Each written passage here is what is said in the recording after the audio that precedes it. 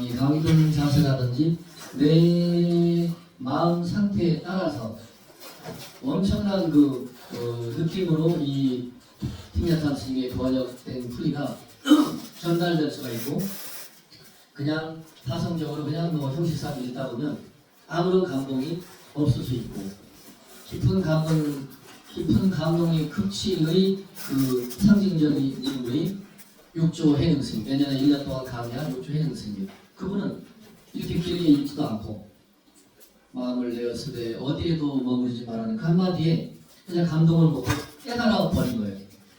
그 차이가 이제 우리하고 있는 거예요. 우리는 일주일에 한 번씩 이걸 읽어도 크게 깨달음이 없는데, 육조 해능이라는 스님은 스님도 아닌데 24살짜리 청년으로, 그것도 무슨 서울대 출신도 아니고 무슨 칭화대 출신도 아니고 많이 배운 사람도 아니고 무식한 한없이 무식한 그 시절에도 찌질이도 가난하고 아버지는 1살 2살에 바로 죽고 홀어머니를 봉양하고 모시면서 그 엄마 홀어머니 와 함께 24살까지 그냥 시골 청년으로 아주 무식하다는 한없이 무식한 청년으로 살아왔는데 그 한 줄 듣고 깨달았잖아. 그죠? 우리는 지금 매일 읽는데 중간에 괴로움도 괴로움의 원인도, 괴로움의 멸함도 괴로움을 멸하는 길도, 깨달음도 성취도 따로 존재하는 분리된 자 개체가 아니다, 이렇게 번역했죠. 이 불교에서 우리 부처님이 35세에 성도하시고 최초로 사르나크 일명 사슴이 뛰어노는 녹야원으로 가서 5명의 수행자, 원래 자기 눈빈이란다.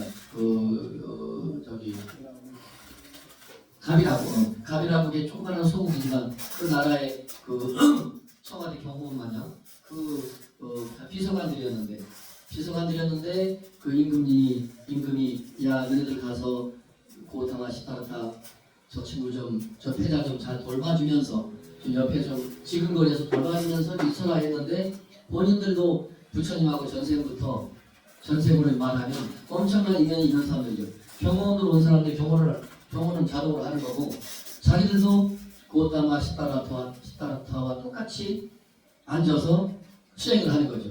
무슨 수행을 했을까요? 인도 그 시절 그 당시의 수행법, 불교 수행법이 아니고 요가 수행이라 하도 좋고 명상이라 해도 좋고, 근데 그 35세에 깨닫고 부처님이 최초로 떠올려 보니까 그래도 이 지구상에, 적어도 이 지구상에 지금 제일 가까운 거리에 있는 사람 중에 누가 나의 내가 깨쳤다고 하는 이 깨달음의 소식, 당신이 공식화했거든요. 사성제로, 중도로, 12연기법으로 당신이 수학 공식을 미분 적분을 만들듯이 부처님이 당신의 깨달음을 어떤 아주 체계적으로, 논리적으로, 교리적으로 만들어 놓은 게 그 핵심이 뭐라고요?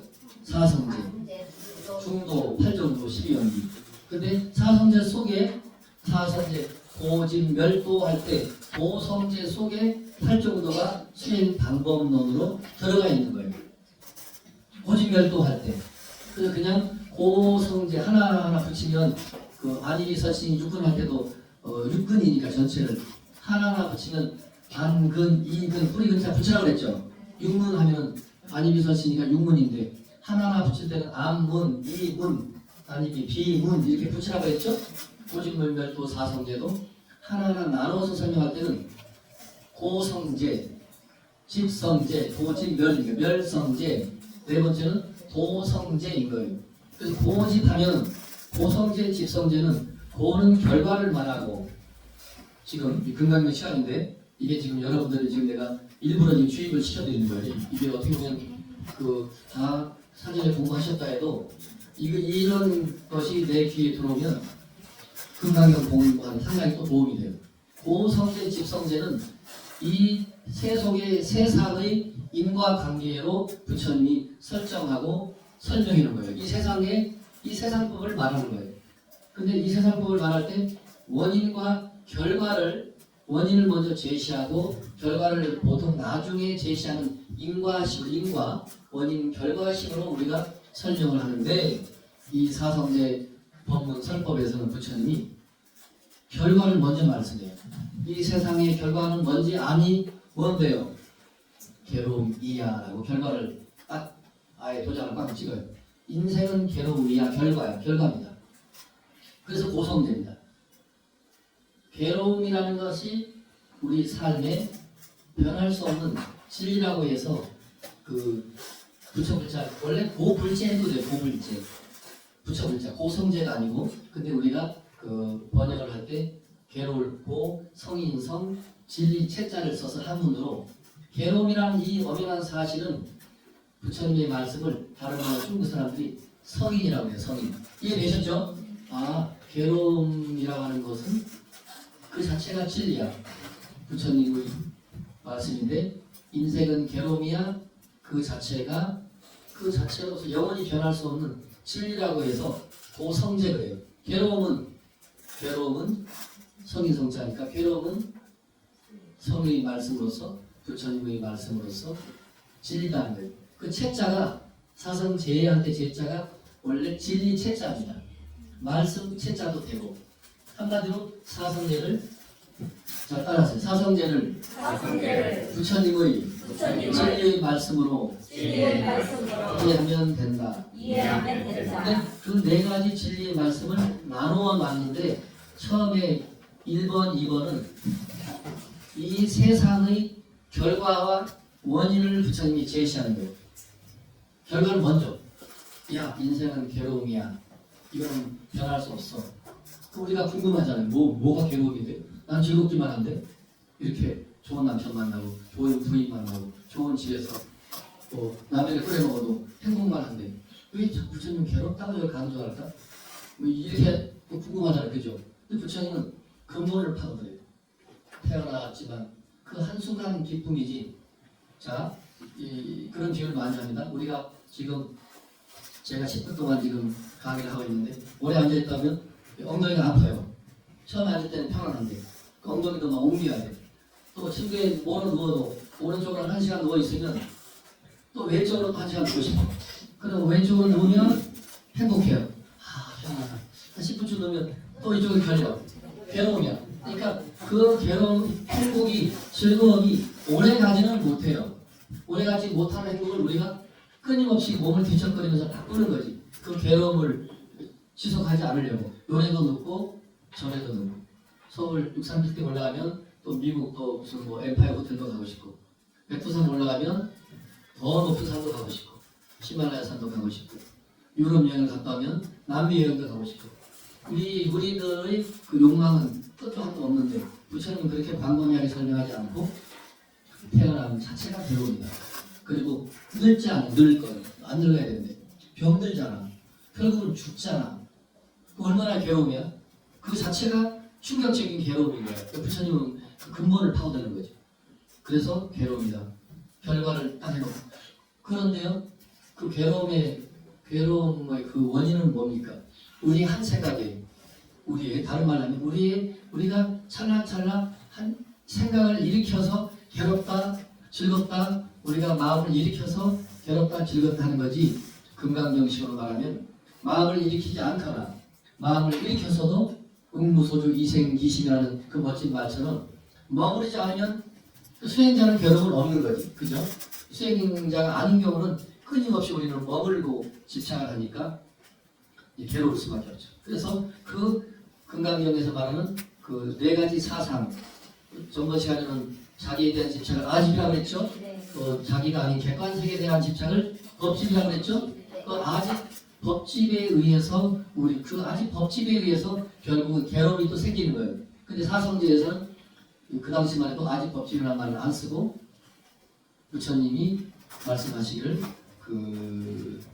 인간의 어떤 욕망에 의해서 인간의 이성에 대한 욕망뿐만 아니라 인간의 그 욕망하고자 하는 욕망이 일어남으로 인해서 결국은 우리가 이 세상에 태어났잖아요. 그죠?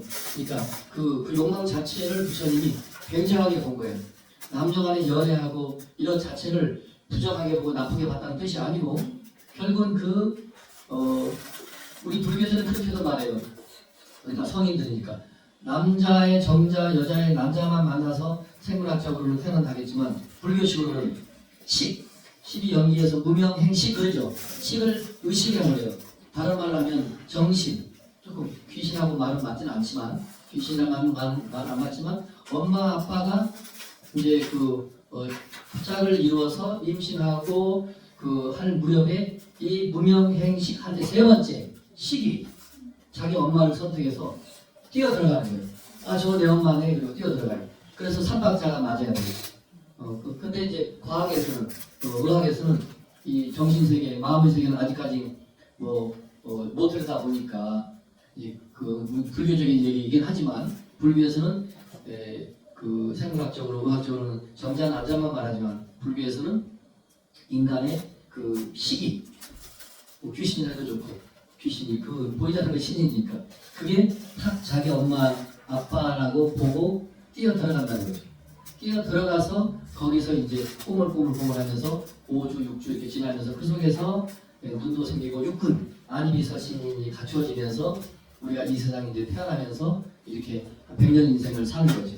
100년 인생을 살아요. 근데 부처님은 그러니까 괴로움의 원인은 인간의 욕망이다 그래요. 욕망을 그래요, 알았어요.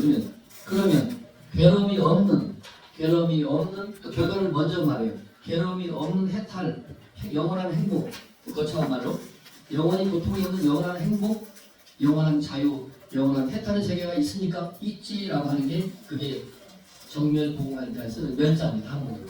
소멸할 멸자인데 무엇이 사라졌다는 뜻이 아니에요. 이건 오늘 이거 잘 들으시면 도움이 됩니다. 세 번째 고진멸도할 때 그 멸성제가 모든 욕망의 불길이 다 소멸한 그 세계를 이걸 이제 해탈의 세계라고 해요. 이걸 행복의 세계라고 부처님이 결과를 먼저 우리에게 또 제시해요. 이런 세계가 있어. 다른 말하면 그 멸자로만 말하는 여러분이 의사전달이 안 되니까 팅야탄 스님은 그걸 정밀이라고 번역하지 않고 그냥 영원한 행복이라 하자. 팅야탄은 세 번째 멸성제가 영원한 행복, 불교로 말하면 극락, 정토세계, 유토피아 무슨 이런 그런 세계가 있다 이거예요. 그 세계는 그 결과를 제시해 주는 거예요. 그리고 그 결과를 얻기까지, 그 결과에 도착하는 때까지 원인으로서 수행 방법론을 제시하는 게 네 번째 도성제예요. 도성제를 제시합니다. 그 수행 방법론이에요. 우리가 앞으로 참선도 하겠지만 전부 수행 방법이에요. 그게 최고는 아니에요. 아무튼 그 방법론을 부처님이 제시하면서 8정도를 제시해요. 이 노량원에서 그 5명의 제자한테. 그런데 이렇게 1년 강의를 안 하고 그냥 잠깐 부처님이 나타나서 그냥 셔라셔라 잠깐 말씀하는데 5명의 제자들이 24살짜리 육조해능이 노행자가 응무소조 이생심에 깨치듯이 그 오비부가 쌀을 낳던 노량원에서 금강경식으로 말하면 다 아라한가를 성취해버려요. 이게 이제 중요해요. 공부를 많이 한다고 20년, 30년 금강경을 읽고 3000개 절을 하고 자비도란 참법을 한다고 깨달음이 이루어지겠지. 근데 불교의 깨달음은 그런 게 아니에요. 정말 전생으로 거슬러 올라가지. 전생부터 많이 닦은 사람은 금생에 그렇게 고생들이지 않고 고생 안 하고 쉽게 턱 깨친 사람이 있고 30년 절에 다녀도 큰 어떤 깨달음이 없는 수도 이제 있는 거죠. 이 고진멸도 이 사성제를 여러분이 금강경 공부하면서도 고진멸도 사성제 8정도 부처님이 결국은 그 영원한 행복 금강경식으로 말하면 아라한가를 성취하기 위해서는 8정도의 8가지 8정도의 길을 우리들에게 가라고 제시해 주는 거예요. 8정도의 길을 가라고 제시해 주는데 금강경에서는 8정도의 길을 따로 제시하거나 그런 말씀을 안 하고 이게 더 향상된 더 세월이 흘러서 또 이게 이제 나타나는 경전이니까 더 좀 수준 높은 부처님 말씀이 그대로 8정도만 글자가 다 할 글자가 없어요. 금강경에. 그런데 이제는 다 내려놓으라는 쪽으로. 그래서 다른 버전인 거죠. 아상, 인상, 중생상, 수자상을 내려놓으면 자동으로 정멸의 세계, 홍사사리탑이 정멸 뭐라고 그러죠? 정멸보궁. 부처님 사리를 모시는 곳은 정멸보궁이라는 정도로 영원한 번뇌의 불이 완전히 종식 꺼진 상태를, 그게 원래 인도말로 니르바나, 다른 한문으로 음사해서 열반. 자, 따라하세요. 니르바나. 또 빨리어로 니빠나. 중국 한문으로 그냥 음만, 소리 음만 따라서는 그냥 열반. 대한민국에서도 그냥 한문 열반. 스님이 돌아가셨어도 열반. 이렇게 많이 쓰죠. 원래 사람이 죽음을 열반을 의미하는 건 원래 아닌데 그렇게 된 거죠. 그래서 그걸 한문으로 뜻으로 번역하면 니르바나, 니빠나, 열반이라는 그 글자 속뜻은 정멸이라는 뜻이에요. 열반의 뜻이 뭐라고요? 정멸. 근데 정멸이라는 말도 너무 불교 한자고 어려우니까 피냐탄 스님은 멋쟁이 스님이니까 그런 어려운 말 쓰지 말고 그냥 영원한 행복, 영원한 행복, 정멸이 다른 게 아닙니다. 일시적인 행복이 아니고 영원한 행복을 정멸이라고 하자, 열반이라고 하자 이거지. 그래서 그 팔정도의 길을 이제 가야 되고, 금강경 우리는 배는 금강경 수행자, 금강경 1년 과정으로서 금강 행자인 우리들은 금강경식으로는 아지벌칙을 내려놓기고, 다른 말로 하면 아상, 인상, 중생상, 수자상, 아견, 인견, 중생인, 수자견, 그 모든 것을 내려놓고 내려놓는 그런 반복학습 연습을 통해서 이제 나중에 육체의 스님처럼 푹 그냥 이론으로 뭐 암기해서 이해하는 수준이 아니고 자기께 되는 거죠. 아, 이거구나 그러고 한 바닥을 내려치면서 깨끗하고 이제 소리를 지을 때가 있습니다. 자, 한번 책을 펴십니다. 자, 252년에 따라서 조작 없이 살라 이렇게 돼 있고, 제목은 무법 가득분입니다. 22장이라고 할 수 있겠죠. 법은 얻을 수 없다. 이렇게 네 글자로 딱 그 소제목을 붙인 사람은 중국 양나라에 누구라고 그랬죠? 소명태자. 여러분 외우셔야 돼요. 너무 고마운 분이니까.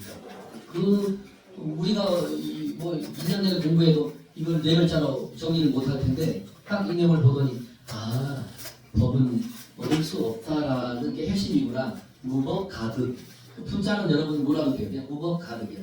무법 가득장이라는 뜻이죠. 일장이자 하듯이 무법 가득장이구나. 창자도 필요 없고. 아, 요 내용의 핵심을 네 글자로 한번 요약해보세요. 우리 그러잖아요. 그죠? 아, 무법 가득.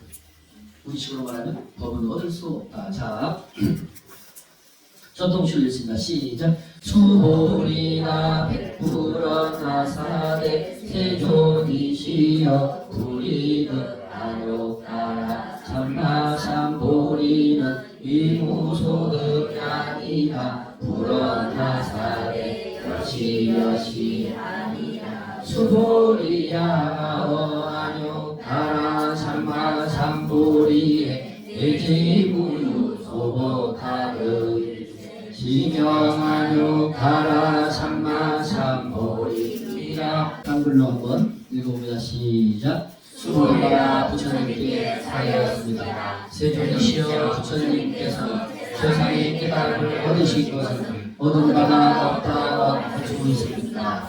부처님께서 말씀하셨습니다. 사실 그러합니다. 수고야 나의 최상의 깨달음에 대해서는 아주 작은 어떤 것도 얻은 바가 없다. 다만 그 이름이 최상의 깨달음일 뿐이다. 한 번 더 읽어봅니다. 수고리가 부처님께 사하였습니다. 세존이시여 부처님께서 최상의 깨달음을 얻으신 것은 얻은 바가 없다고 할 수 있습니다. 부처님께서 말씀하셨습니다. 사실 그러합니다. 수고리야 나의 최상의 깨달음에 대해서는 아주 작은 어떤 것도 얻은 바가 없다. 다만 그 이름이 최상의 깨달음일 뿐입니다. 이렇게 되어 있고, 자, 이게 이제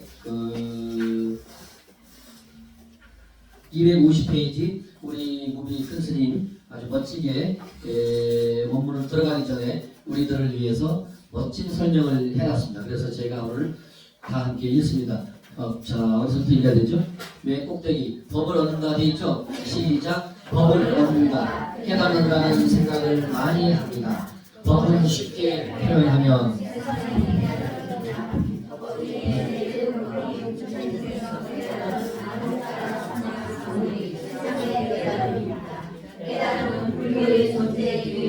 모든 불교인의 궁극적 목표는 거기에 거기에 달려있다 해도 과언이 아닙니다. 그런데 중생이나 부처님의 형상만이 아니라 부처님께서 이루신 최상의 깨달음에도 금강경이 틀리다고 할 수 있는 직비의 논리를 적용하고 있습니다. 일체 법이 본래로 통비어 맑고 깨끗하기 때문에 얻었다고 할 수도 없다고 합니다. 또한 그 어떤 작은 것도 얻은 것이 없노라고 말씀하시면서 이름이 안욕하나 상락상 보리일 뿐이라고 말씀하십니다. 고인의 말씀에 돈을 남에게 말할 수 있다면 그 형제에게 말하지 않는 이 없을 것이며 돈을 남에게 줄 수 있다면 그 자손에게 주지 아니할 사람이 없을 것이다 라고 하였습니다. 또 어떤 이가 말하기를 법을 얻을 수 있다면 그것은 법에 속박된 것이고 법을 얻을 수 없어야 대야로 이름이 해탈이 된다고 하였습니다. 한 사람이 다 안옥과 상막상 보리입니다. 어찌 보리로서 보리를 얻겠습니까? 너무도 당연한 이치인 것입니다. 이 교시를 시작합니다. 오늘은 금강경 22분 무법 가득본 법은 얻을 수 없다라는 그 소제목으로 되어 있죠. 우리가 지금 짤막한 그 내용을 읽었습니다. 인연에 따라서 조작 없이 살라 이렇게 되어 있는데 우리가 그 본문을 읽기 전에 사전에 우리 무비 스님께서 멋지게 그 설명을 해놓으셨습니다.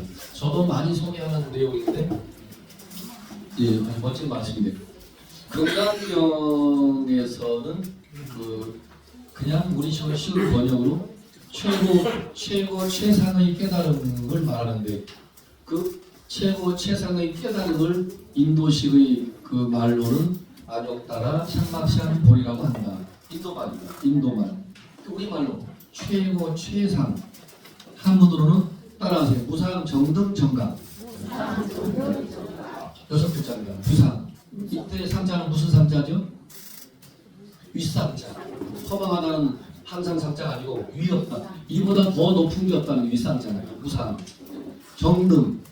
바를 정자, 평등할 등자. 이보다 더 완전 무결한, 바르고 올바르고 평등한, 완전 무결한, 온전한 깨달음은 없다 해서 정등이라고 중국의 이 불경 번역가들이 멋지게 이 구말하기 번역한 거죠. 무상 정등으로.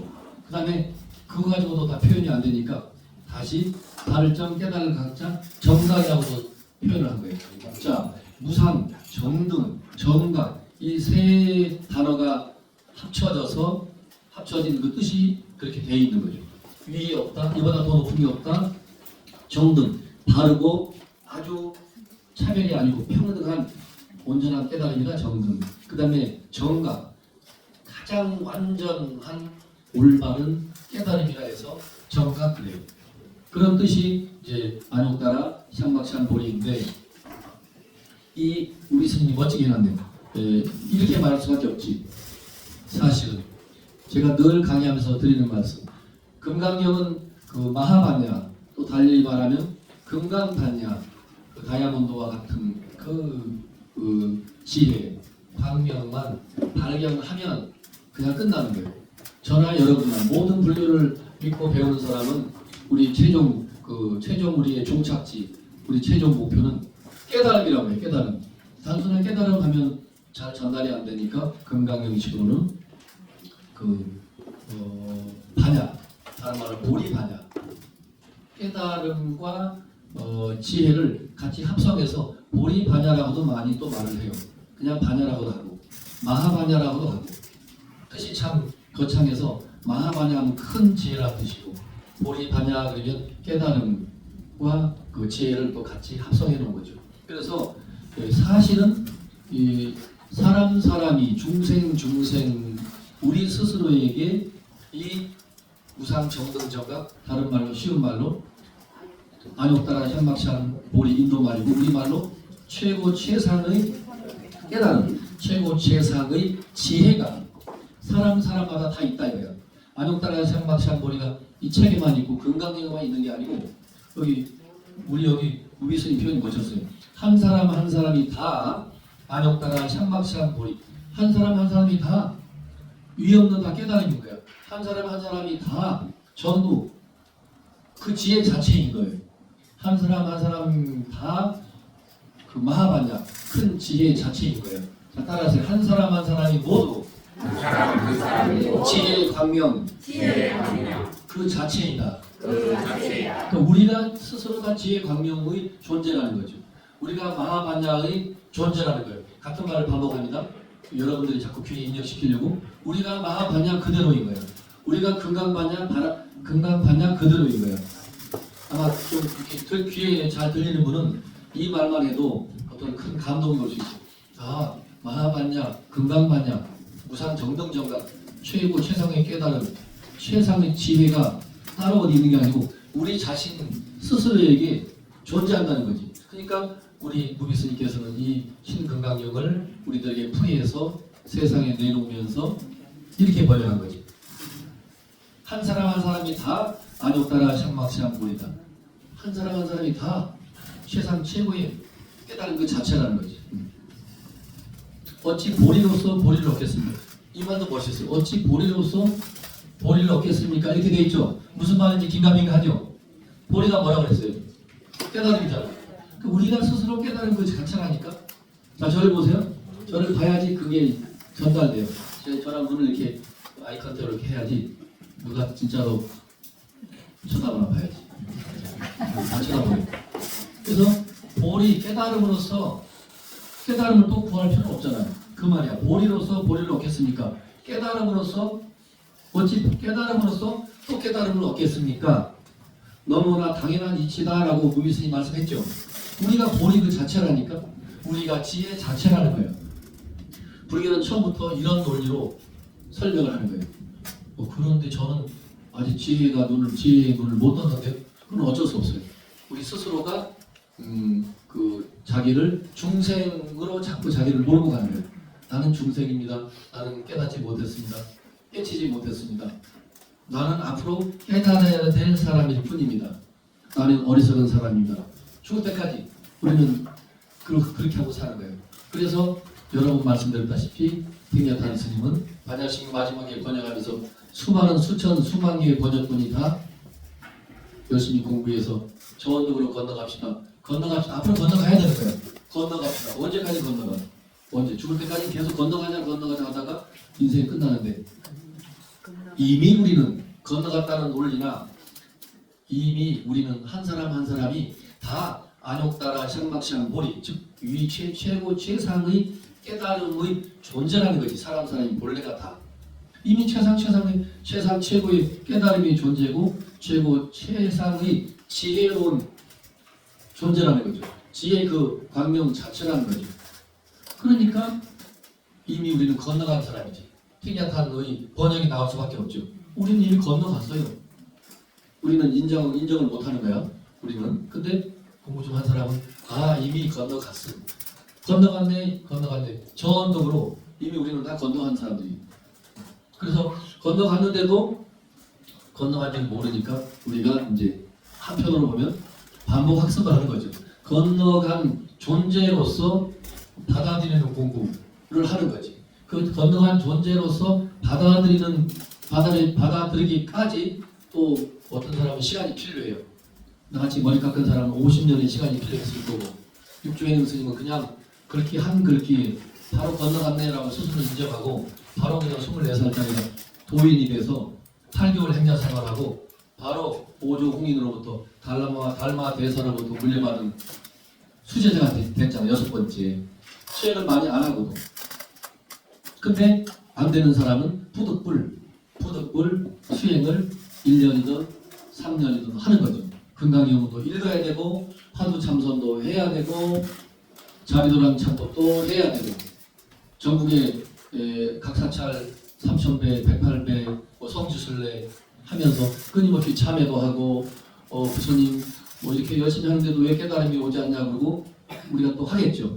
근데 그게 결국은 이 팅야탄이나 육조해능 스님이나 이 금강경식으로 해석하면 자기가 본래 깨달음의 존재라는 것을 확인하기 위해서 확인이 안 되니까 우리는 지금 잠깐 구름이 가려 있어서 우리 마음의 태양이 안 보이는 거지.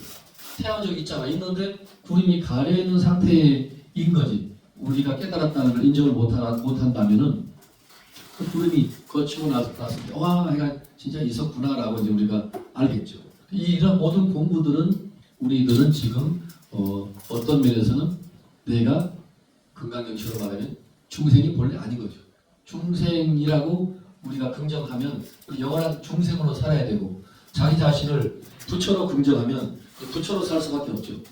자기 자신을 좀 요즘은 한참 업그레이드 해야 해. 부처님으로 그냥 수직 상승을 시켜놔야 돼요.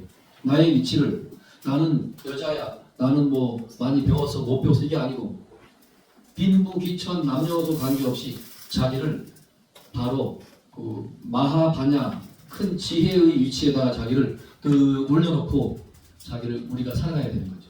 이게 그 말이 그 말이에요. 이 무리스님이 설명을 아주 잘 해놨어요. 자, 그 다음에 이제 넘어가 보면 여기 지금 252페이지 보세요. 252페이지 보면 이분도 무비스님께서도 젊은 시절에 이분이 지금은 뭐 최고의 불교 학자의 중에 최고의 학자 중에 또 한 분이죠. 종범 스님이나 무비 스님이나 그 그때는 각성 스님이나 돌아가신 타너 스님이나 성철 스님은 뭐 원체 또 위대하시니까 성철 스님 무대 다 있지만 순수한 불교 경전 전반에 대해서 그 해박한 학자 스님으로서는 그 손가락에 꼽는 위대한 스님이 무비 스님이거든요. 이분도 책만 본 게 아니에요. 때로는 통사 금나감에 가서 저의 집계도 스님이 경봉 스님 그 조실로 모시고 같이 참선을 한 거예요. 자기가 본 거를 무비 스님이 보고 들은 걸 여기 써놓은 겁니다. 자, 열반하신 경봉 스님께서 뭐 나오죠? 네. 읽어봅니다. 시작. 열반하신 경봉 그 스님께서 금강경을 좋아하셔서 이 법문을 자주 하셨습니다. 경봉 큰 스님의 금강경 법문을 들은 신도가 어느 날 큰 스님이 주석하시는 영하실 문 앞에서 큰 스님이 주석하시던 이런 말이 어려워요. 주석이라는 말이 무슨 말이에요? 머물던이라는 말 알죠? 거의 혹시라도 모르는 분 이렇게 불교어를 해석 안 하고 그대로 쓰면 그냥 긴가민가가 넘어가요. 주석이라는 건 이렇게 함문할 필요가 없는데 그냥 경봉 스님께서 어느 날 큰 스님이 머물고 계시던 이렇게 번역하면 좋은데 한문식으로 번역을 옛날 분들이니까 머물고 계시던 영하실 문 앞에서 큰 스님 계십니까? 하는 말 대신에 자 어느 신도가 경봉 스님 계시는 그 영하실 삼속을 있어요. 지금도 그대로 있습니다. 보존돼 있어요. 큰 스님 계십니까? 이렇게 부르지 않고 이 양반은 이렇게 하는 거예요. 안욕따라 삼박산보리가 안욕따라 삼박산보리가 아니라 이 이름이 안욕따라 삼박산보리입니다 하고 소리를 지르는 거예요. 문 앞에서 경봉 스님 들으시라고. 경봉 큰 스님의 법문을 흉내낸 적이 있다고 합니다. 경봉 노스님이 늘 법상에 올라가신 금일 설법이 아니고 이 이름이 설법이고 안욕따라 이런 표현보다도 경봉 스님 반야바라밀이 아니고 이 이름이 반야바라밀일 뿐이다. 금일 설법도 설법이 아니고 이 이름인즉슨 설법일 뿐이다.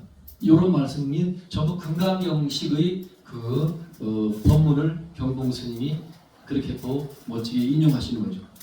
근데 이 신도도 이제 그 스님의 그 뜻을 알고 안욕따라 삼박산보리가 아닙니다. 방에서 노스님이 이상한 사람이 소리를 버럭 지르니까 가만히 듣고 있으니까 이제 이해하고 있는 거죠. 그래서 이 이름이 안욕따라 삼박산보리입니다 하니까 경봉 스님 법문을 흉내내니까 이 경봉 큰 스님이 굉장히 이제 기뻐하시면서 하셨다는 거죠. 그 얘기를 또 자기도 무비 스님도 직접 들었다는 거예요. 아, 우리 경봉 스님이 평소에 이걸 많이 인용한다. 그래서 그 밑에 나온다. 어쨌든 최상의 깨달음에 대해 이야기를 했으니 이제 다한 셈입니다. 금강경에서 20여 회에 걸쳐서 직비 논리로 모든 문제를 거론했습니다.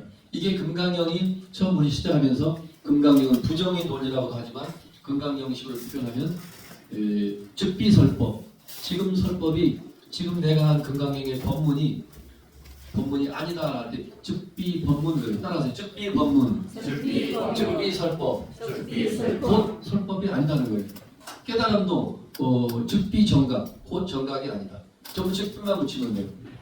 부처님 큰 깨달음을 얻으신 분입니까? 아니, 나는 큰 깨달음을 본래 얻은 바가 없어.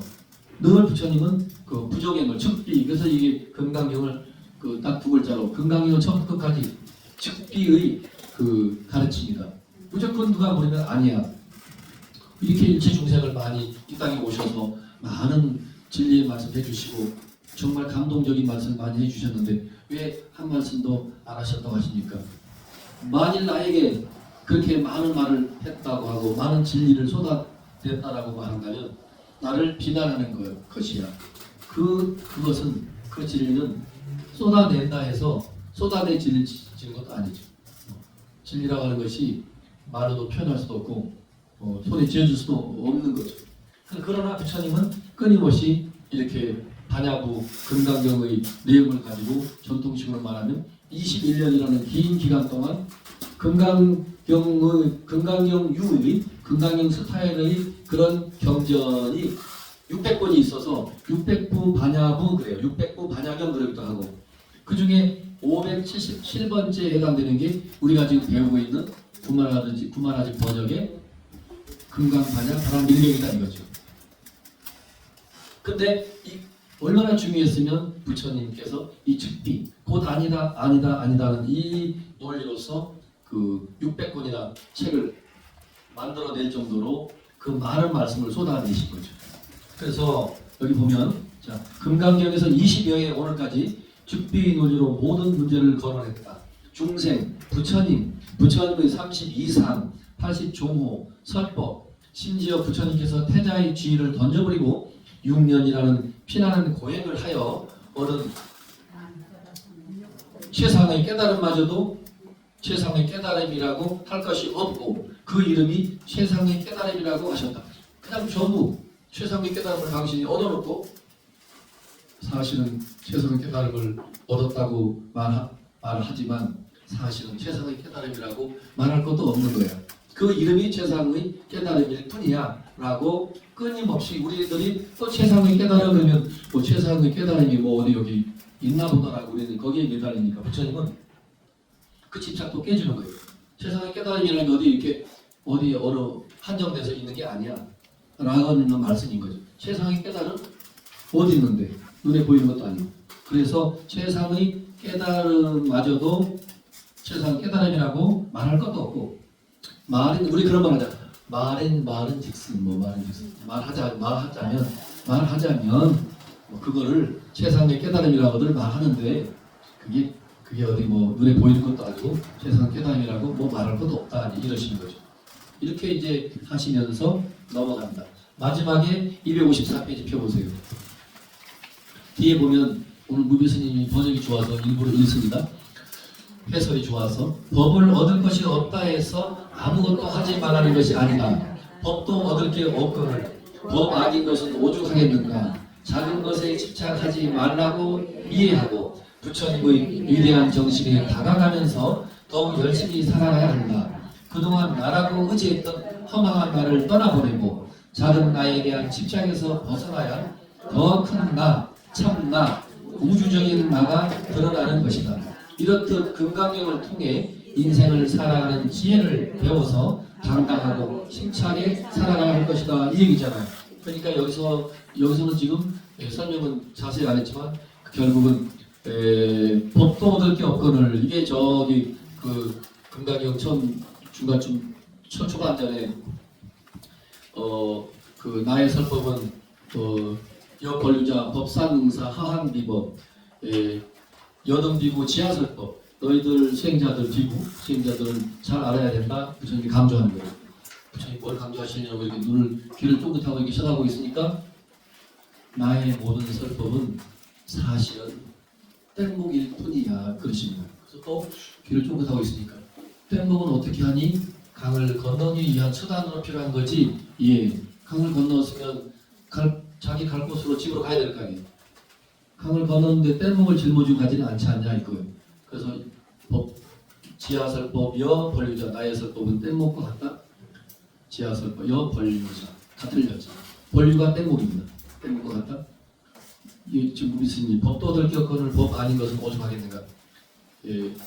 근데 법상 응상 하함 비법을 이렇게 설명해 놓은 거예요. 법상 응상 법도 여기서는 법도 얻을 격언을 했지만 거기서는 부처님께서는 당신이 선해준 말씀도 뗏목이라 그러고 그 뗏목을 두고 가라고 버리고 간다고 표현했듯이 법도 이미 나는 너희들에게 집착하지 말고 내려놓고 버리고 가라 했는데 이런 기가 막힌 부처님의 진리의 말씀도 다 내려놔야 될 판인데 법상 허한 비법 진리가 아닌 것이야 거기에 우리가 시간 낭비하고 그럴 필요가 뭐 있겠니?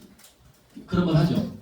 시간 낭비하지 말라는 거지. 제가 추가로 설법을 마무리 뭐라 했냐면은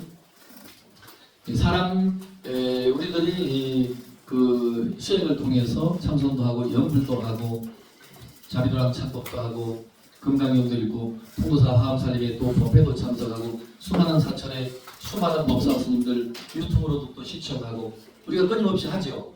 끊임없이 하고 끊임없이 하지만 그 통도사도 가고 백양사도 오고 여기저기 가고 금강경도 배우고 법화경도 배우고 육조당경도 배우지만 진리가 늘 그 속에만 또 있는 것도 아니라는 거죠. 그 나중에 올린 유튜브 들어보세요. 진리가 성안동에도 있는 것도 아니고 저 중국 옥정에만 있는 것도 아니고 통도사 화암살림 한다고 통도사 설법전에만 부처님 진리 말씀이 있는 것도 아니고 선악산 봉정함에 있는 것도 아니고 남해 보리함에만 있는 것도 아니라고 제가 설명하면서 진정한 그 지혜 강명은 우리 다 스스로에 있는 거니까 그 옛날 스님이 멋진 법문을 했어요. 나에게 한 권의 진정한 자기에게 있는 다 누구 다 자기만의 그 진리의 격을 가지고 있다 이거죠. 금강경식으로 말하면 각자가 다 아까 무비스님 설명했죠. 각자가 다 이 없는 깨달음이 존재라 했죠. 각자가 안욕따라 샹막샹 보리의 존재다 이거야. 각자가. 그래서 그걸 달리 또 제식으로 표현하면 각자가 다 자기 내면의 금강경을, 법화경을, 열반경을, 화엄경을 자기가 다 가지고 있어요. 뭐 나한테 있다고요? 한번 펴볼게요. 자기 내면에 있는 금강경을 펴보는데 한 글자도 없어요. 왜? 그 옛날 스님 표현인데 그 자기 내면에 있는 그 진리의 경전은 인쇄해서 출판한 책도 아니고 옛날식으로 말하면 먹이나 붓으로 써서 엮어서 만든 책도 아니다. 그러니까 그 책을 펼친다고 펼치면 마음의 경이니까 이런 글자 하나도 없죠. 그런데 상방 대광명이라 항상 그 마하바냐에 눈을 뜬 사람, 깨친 사람 입장에서는 항상 지혜 광명이 늘 빛나는 거죠. 깨달은 사람만이 이제 그것을 향유하고 이제 알 수 있는 거죠. 사람이 다 진리 경전을 한 곳이 가지고 있으니 금강경도 그렇고 부처님의 모든 말씀은 결국은 자기 내면의 진리의 경계의 경전에 눈을 뜨도록 이미 눈을 떴다고 그랬죠. 탱자탄 스님 이미 건너갔다고 그랬죠. 그러나 또 우리는 스스로 인정을 안 하니까 스스로 눈 뜬 줄 모르니까 알았습니다. 오늘부터 그러면 또 눈 떴다고 하는데 나는 눈 뜬 공사처럼 안 보이니 내 내면의 금강경, 내면의 진리 경전을 보도록 부지런히 금강경 공부를 역설적으로 또 해야 되고 또 해야 되는 거죠. 모두 수고하셨습니다.